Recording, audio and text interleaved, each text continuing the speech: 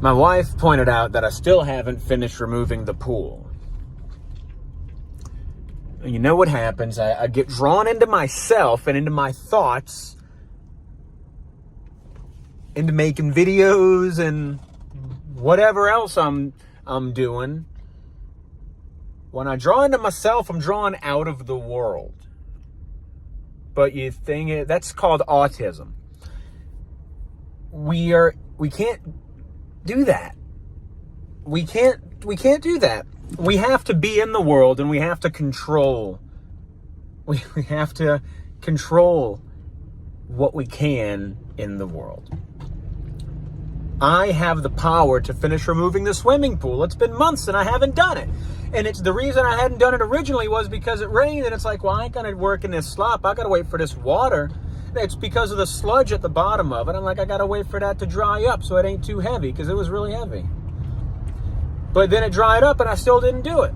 And my wife has been quietly suffering about it because I make excuses. My wife has been suffering because her husband has been making excuses.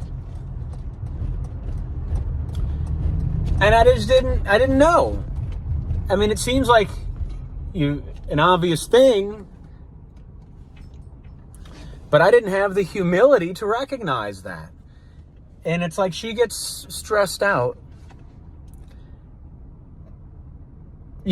But she completes me, and she really completes me, because I've never had any guidance my whole life.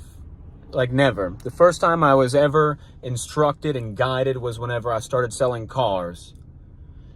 And it was so hard to do. I didn't sell a car for the first 2 months, and then whenever, my manager took a vested interest in me, and he sat me in a conference room to talk to me and try to figure out, like, what the heck's going on. It just made me cry, and I just broke down crying because I had no confidence, and I just didn't listen. And my wife is really,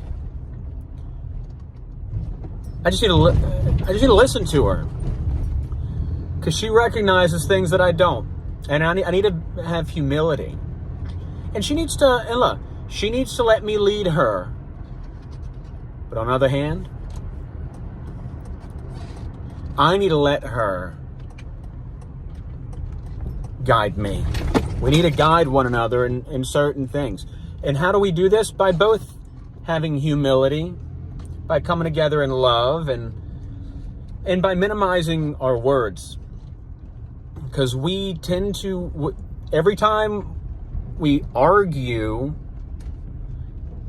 it's not really an argument. She perceives it as an argument, and to me, it's just like, why is she getting so stressed out? But she thinks, and anyway, look, we talk too much. We're on the same page until we talk too much, and then we become confused. And that's why I was saying last night that the African click languages, they seem so advanced. Because if you can communicate without saying too much, then you can minimize confusion. Communication, now, that's for the birds, ain't it?